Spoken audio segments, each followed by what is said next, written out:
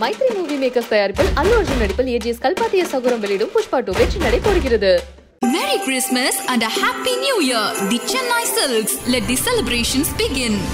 Psychology of மணிங்கிற விஷயத்தை பற்றி தான் அரவிந்த் சாமி பேசியிருக்காரு. நீங்கள் வந்து என்னத்துக்காக கடனை வாங்குறீங்க, எதுக்காக காரை வாங்குறீங்க, கார் யார் வாங்குறேன்னா நான் என்னுடைய டே டு டே லைஃப்பில் எந்த விதமான பாதகமும் கிடையாது அப்படிங்கிறவங்க கார் வாங்குங்க. ஆனால் உங்கள்கிட்ட பணமே இல்லை, just for the sake of என்னுடைய ஃப்ரெண்ட்ஸ் எல்லாருமே வாங்கிட்டாங்க, அது வந்து எனக்கு ஒரு ஸ்டேட்டஸ் அப்படிங்கிறதுக்காக நீங்கள் வாங்கினீங்க அப்படின்னா நீங்கள் வந்து இந்த ட்ராப்பில் மாட்டிக்கிறீங்க. மணி எப்படி ஒர்க் ஆகுது அப்படிங்கிற விஷயம் நமக்கு தெரியல. தெரியாததுனால நம்ம கஷ்டப்படுறோம். யார் தெரிஞ்சிருக்காங்கன்னா பணக்காரங்க தெரிஞ்சிருக்காங்க. இப்போ நம்ம எல்லாரும் என்ன சொல்லுவோம், கடன் வந்து கூடாது. You take any business man. கடன் வாங்க யாராவது பிஸ்னஸ் பண்ணியிருக்காங்க? வாய்ப்பே இல்லை. அந்த கடனை வந்து எதுக்காக வாங்குறாங்க? எந்த கடன் தப்புன்னா அந்த 15% கடனை வாங்கி நீங்கள் வந்து உங்கள் ஆடம்பரத்துக்காக ஒரு பொருள் வாங்கினீங்கன்னா அது தவறு. அதே இதை வந்து உங்கள் பிஸ்னஸ்க்காக போடும்போது உங்களுடைய பிஸ்னஸ் க்ரோ ஆகும். NPS or PPF? So NPS choose பண்ணு. Share or bond? Share or mutual fund? Mutual fund னு சொல்லுங்க. Mutual fund or post office? Mutual fund. Bitcoin or mutual fund? Mutual fund obviously. So Bitcoin or share market? Share market. Chit fund or gold fund? I prefer gold fund. Physical gold or e-gold? Obviously e-gold. Money matters, rich dad poor டேட்னு ஒரு book, like அப்புறம் habit atoms, இந்த மாதிரி நிறைய புத்தகங்கள் வந்து சமீபத்தில் அதிகமாக பேசப்பட்டது. அது காரணம் வந்து அரவிந்த் சாமி அவர்கள் ஒரு பேட்டியில் பேசினார். அந்த புக்கில் வந்து மணியை வந்து எப்படி மேனேஜ் பண்ணலாம், லைக் அந்த ஹேபிட்ஸ் வந்து எப்படி கொண்டு வந்துக்கலாம், நிறைய விஷயங்களை அரவிந்த் சாமி அவர்கள் பேசியிருந்தார். ஸோ அதில் நிறைய பேர் பாராட்டவும் செஞ்சாங்க, அந்த புக்கை நிறைய பேர் வாங்கவும் செஞ்சாங்க. அது நீங்கள் பார்த்தீங்களா சார்? லைக் என்னென்ன மாதிரி விஷயங்கள்லாம் அதில் இன்ஸ்பைரிங்காக இருந்தது? அதாவது என்னென்ன, அந்த சைக்காலஜி ஆஃப் மணிங்கிற புத்தகத்தை பற்றி தான் அரவிந்த் சாமி பேசியிருக்காரு.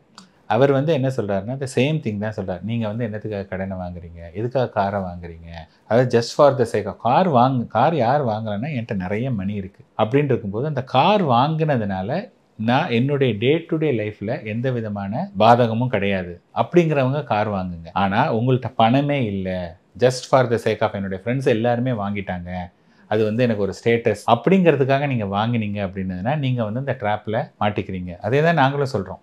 என்ன சொல்கிறோம், எதுவுமே நீங்கள் இப்போ வீடு வாங்காதீங்க, கார் வாங்காதீங்கன்னு நாங்கள் சொல்லலை. வீடு ஏன் வாங்காதீங்க அப்படின்னதுன்னா, வீடு வாங்கினீங்கன்னா அத்தனை வருஷம் உங்களுக்கு கட்ட முடியுமா? ரெண்டாவது, வேலைக்கு சேர்ந்த உடனே வாங்கினோன்னா, இப்போ நீங்கள் வந்து வேலைக்கு சேர்ந்த போது உங்களுடைய சம்பளம் இங்கே இருக்குது, ஒரு 10 வருஷத்தில் இங்கே இருக்கும், இங்கே இருக்கும், கரெக்டாக? அப்போ இங்கேயே வீடு வாங்கினீங்கன்னா இந்த சம்பளத்துக்கு சின்னதாக தான் வாங்க முடியும், கரெக்டாக இல்லையா? கரெக்ட். நான் என்ன சொல்கிறேன், வாங்குங்க, வீடு வாங்க. அது கொஞ்சம் ஒரு 10 years 15 yearsல உங்கள் சம்பளமும் அதிகமாக இருக்கும். உங்களுக்கும் எந்த இண்டஸ்ட்ரி, இப்போ நீங்கள் இந்த இண்டஸ்ட்ரியில் இருக்கீங்க, இந்த இண்டஸ்ட்ரியில் தான் இருக்க போகிறீங்களா, இந்த ஊரில் தான் இருக்க போகிறீங்களா, இந்த விஷயங்கள்லாம் வந்து அப்போ தான் வந்து உங்களுக்கு நிறைய தெரியும். அது ஸோ சைக்காலஜி ஆஃப் மணியில் வந்து என்னென்னா, ஃபர்ஸ்ட் அண்ட் ஃபார்மோஸ்ட் வந்து ஏன் நிறைய பேர் நீங்கள் கஷ்டப்படுறாங்கன்னா, நமக்கு வந்து மணினா என்ன, மணி எப்படி ஒர்க் ஆகுது அப்படிங்கிற விஷயம் நமக்கு தெரியல. தெரியாததுனால நம்ம கஷ்டப்படுறோம். யார் தெரிஞ்சிருக்காங்கன்னா பணக்காரங்க தெரிஞ்சிருக்காங்க. இப்போ நம்ம எல்லாரும் என்ன சொல்லுவோம், கடன் வந்து கூடாது, கடன் கெடுதல் அப்படின்னு சொல்கிறாங்க, கரெக்டாக? ஆனால் you take any business man. கடன் வாங்க யாராவது பிஸ்னஸ் பண்ணியிருக்காங்க? வாய்ப்பே இல்லை. அப்போ அவங்க வந்து என்ன பண்ணுறாங்கன்னா அந்த கடனை வந்து எதுக்காக வாங்குறாங்க, எங்கே ஆப்பர்ச்சுனிட்டி இருக்குது. இப்போ நீங்கள் வந்து ஒரு பிஸ்னஸ் பண்ணுறீங்க, அந்த பிஸ்னஸில் வந்து உங்களால் 25% ஜென்ரேட் பண்ண முடியும் அந்த பிஸ்னஸில் அப்படின்னா, சம்படி இஸ் கிவிங் 10%, 15% கடன் கொடுத்தா அது வாங்குறதுல என்ன தப்பு? புரியுதுங்களா? எந்த கடன் தப்புன்னா அந்த 15% கடனை வாங்கி நீங்கள் வந்து உங்கள் ஆடம்பரத்துக்காக ஒரு பொருள் வாங்கினீங்கன்னா அது தவறு. அதே இதை வந்து உங்கள் பிஸ்னஸ்க்காக போடும்போது உங்களுடைய பிஸ்னஸ் க்ரோ ஆகுது. Even paying 15% to the bank கொடுத்தா கூட ஸ்டில் யூ ஆர் மேக்கிங் 10%. யாரோ ஒருத்தர் காசில் 10% சம்பாதிக்கிற மாதிரி, கரெக்டுங்களா? அப்போ அதனால நம்ம ஓல்டு ஸ்கூலில் இல்லை கடன் கூடாது, கடன் அப்படிங்கிறத விட எந்த கடன், எதுக்கான கடன், அதாவது குட் டெட் பேட் டெட்டுன்னு இருக்குது. ஸோ குட் டெட் அப்படின்னதுன்னா அதை நம்ம வச்சுக்கலாம். அதுக்காக கடன் இல்லாத வாழ்க்கை தான் நல்ல வாழ்க்கை அப்படின்லாம் சில பேர் வளருவாங்க. அது மாதிரிலாம் வந்து தேவையே கிடையாது. இந்த காலத்தில் அப்படி பார்த்தீங்கன்னா இன்றைக்கி வீடு வாங்குறவங்க எல்லாம் என்னது, கடன் தானே. அதை என்னைக்கார் அது கடன் நினச்சாங்களே, அசெட்டும் தானே பார்த்தா. அப்போ வந்து அதாவது அது வந்து எல்லோரும் என்ன சொல்லுவாங்க, ஒரு வீட்டு வாங்கிட்டு இது என்னுடைய ஓன் ஹவுஸ் அப்படிம்பாங்க, அது லோன் ஹவுஸ். கரெக்டாக இல்லையா? நீங்கள் வாங்கினீங்கன்னா பணம் கட்டினா தானே உங்களுடைய இது, ஸ்டில் வந்து அது கம்பெனியுடைய காசு தான். ஸோ அந்த புரிதல் தான் வந்து நிறைய பேருக்கு இல்லை. சார், என்பிஎஸ் ஆர் பிபிஎஃப் எதை வந்து சூஸ் பண்ணலாம்? ஸோ என்பிஎஸ் சூஸ் பண்ணுங்கள். என்பிஎஸ் எதனால்? இப்போ வந்து பார்த்தோன்னா நிறைய பேருக்கு வந்து இந்த என்பிஎஸ்ங்கிறது அந்த போர்ஷன் வந்து கம்பெனிலே கொடுக்குறாங்க, அதுக்கப்புறம் ஈக்குவல் போர்ஷன் தான் நம்ம கட்டுறோம். அதனால் ஒரு போர்ஷன் அங்கே வந்துடுது, அது வந்து பெட்டர். அதோடு இல்லாமல் என்பிஎஸ் வந்து it is participating in the stock market. அதனால் என்பிஎஸ்சில் கிடைக்கக்கூடிய ரிட்டர்ன் வந்து ஒரு 12% கிடைக்கிறதுக்கு சான்ஸ் இருக்குது. வேறஸ் பிபிஎஃப்ல வந்து 8% மேலே கிடைக்காது. Share or bond? Share or mutual fund? நான் வந்து என்ன சொல்லுவேன்னா மியூச்சுவல் ஃபண்டுன்னு சொல்லுவேன்னா, ஏன் வந்து மியூச்சுவல் ஃபண்ட் அப்படின்னா ஷேரில் வந்து நீங்கள் பண்ணணும்னா அதுக்கு வந்து உங்களுக்கு நிறைய நாலேஜ் இருக்கணும். மியூச்சுவல் ஃபண்ட் அப்படிங்கும்போது அந்த ஒர்க்கை வந்து நம்ம இன்னொருத்தட்ட அவுட் சோர்ஸ் பண்ணுறோம். அதனால் ஏன்ட்ட கேட்டிங்கன்னா mutual fund then shares. Mutual fund or post office? Mutual fund. Okay. Bitcoin or mutual fund? Mutual fund obviously. Mutual fund. So bitcoin or share market? Share market. பிட்காயினோட ஷேர் மார்க்கெட். ஓகே.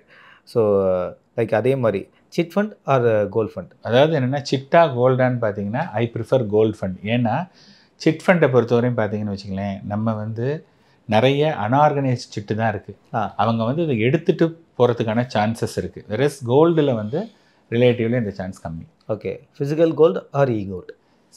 ஆப்வியஸ்லி இ gold. Physical gold எப்போன்னா ஒரு particular amount of gold நீங்கள் வேர் பண்ணிக்கக்கூடிய gold வந்து ஃபிசிக்கலில் இருக்கணும். Okay. லாக்கரில் தூங்கக்கூடிய gold வந்து இ கோல்டாக இருக்கணும். ஸோ அதே மாதிரி கோல்டில் இன்வெஸ்ட் பண்ணலாமா இல்லை லேண்டில் இன்வெஸ்ட் பண்ணலாமா? Gold or land? இல்லை, இப்போ என்னென்னா கோல்டு லேண்டுங்கிறது வந்து இட்ஸ் டோட்டலி டிஃப்ரெண்ட். இது இப்போ வந்து என்னென்னா லேண்டில் இன்வெஸ்ட் பண்ணிங்கன்னா கண்டிப்பாக கோல்டு லேண்டில் வந்து ரிட்டர்ன் கூட கிடைக்கிறதுக்கு சான்ஸ் இருக்குது. ஆனால் லேண்டில் வந்து அதே சமயத்தில் லேண்ட் நினச்ச போது விற்க முடியாது, அந்த ஒரு இது இருக்குது. அதனால் கோல்டா லேண்டா அப்படிங்கிறது இட்ஸ் வெரி டிஃபிகல்ட். ஆனால் எது ஒன்று வந்து உங்களுக்கு ஈஸி ஆர் கம்ஃபர்டபுள்னு சொல்வீங்க ஆர் ஃபியூச்சரிஸ்டிக் சொல்வீங்க? இல்லை, ஃபியூச்சரிஸ்டிக்ஸ்னால் டெஃபினட்டாக லேண்டு தான்.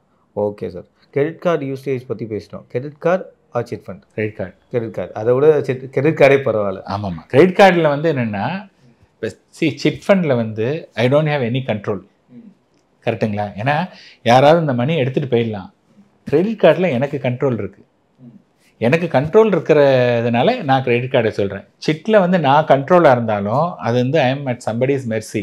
அதனால் I prefer a credit card. இந்த கிரெடிட் கார்டு யூசேஜ் வந்து நிறைய இடத்துல பார்க்கும்போது அதை வாங்காதீங்க, நிறைய பேருடைய வாழ்க்கையை சீரழிச்சிருக்கு அப்படின்னு பேசும்போது அதை வாங்குங்க, அது கரெக்டாக இருக்கும்னு நீங்கள் நிறைய இடத்துல சொல்லியிருக்கீங்க. எந்த வகையில் கிரெடிட் கார்டு வந்து பயனுள்ளதாக இருக்குது? இன்றைக்கி ஒரு லேப்டாப் வாங்குறீங்கன்னு வச்சுங்களேன், லேப்டாப்புடைய விலை 50,000 ரூபா அப்படின்னா முதல்ல என்ன போட்டிருக்காங்கன்னா அதுக்கு வந்து அந்த இவனே ஒரு 5,000 ரூபா டிஸ்கவுண்ட்டு. அதுக்கப்புறம் இந்த பேங்க்கில் நீங்கள் வாங்கினீங்கன்னா 5,000 ருபீஸ் டிஸ்கவுண்ட்டு. ஆமாம். நீங்கள் கேஷ் கொடுத்தாலும் கொடுக்க மாட்டான். ஆனால் அந்த பர்டிகுலர் பேங்க்குடைய கிரெடிட் கார்டு கொடுத்தா 5,000 ருபீஸ் எக்ஸ்ட்ரா. அதோடு இல்லாமல் என்ன பண்ணுறான்னா நீங்கள் வந்து ஃபார் எக்ஸாம்பிள் 50,000 ரூபா லேப்டாப்பு அவனே ஒரு 5,000 டிஸ்கவுண்ட் கொடுக்குறான். இந்த எக்ஸ் பேங்க்குடைய கார்டை யூஸ் பண்ணிங்கன்னா அனதர் 5,000 ருபீஸ். இப்போ 40,000 ருபீஸ் தான் மொத்த ரேட்டு. அதையுமே என்ன சொல்கிறான்னா நீ 40,000 கொடுக்காதப்பா, அதை வந்து 6 மந்த் இஎம்ஐயாக கன்வெர்ட் பண்ணிக்கோ, இல்லை 12 மந்த்ஸ் இஎம்ஐயாக கன்வெர்ட் பண்ணிக்கோ. அப்போ 40,000 ருபீஸ் டிவைடட் பை 6 எனக்கு வந்து பார்த்திங்கன்னா ஒரு 7,000 ரூபா கூட மாதம் வர்றது கிடையாது. அதில் போடக்கூடிய இன்ட்ரெஸ்ட்டுங்கிறது வந்து பார்த்திங்கன்னா ஒரு ப்ராசஸிங் ஃபீ, அதுக்கு ஒரு ஜிஎஸ்டின்னு போடுவோம். அதெல்லாம் ஒரு பெரிய அமௌண்ட் கிடையாது.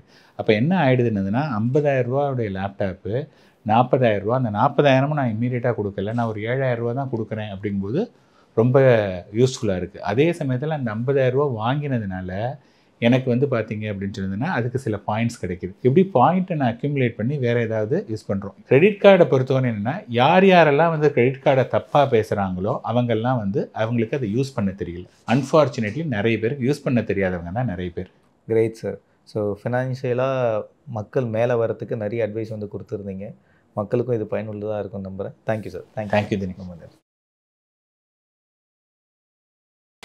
மைத்ரி மூவி மேக்கர்ஸ் தயாரிப்பில் அல்லு அர்ஜுன் நடிப்பில் ஏஜிஎஸ் கல்பாத்திய சகுரம் வெளியிடும் புஷ்பா 2 வெற்றி நடை போடுகிறது. Merry Christmas and a Happy New Year! The Chennai Silks. Let the celebrations begin.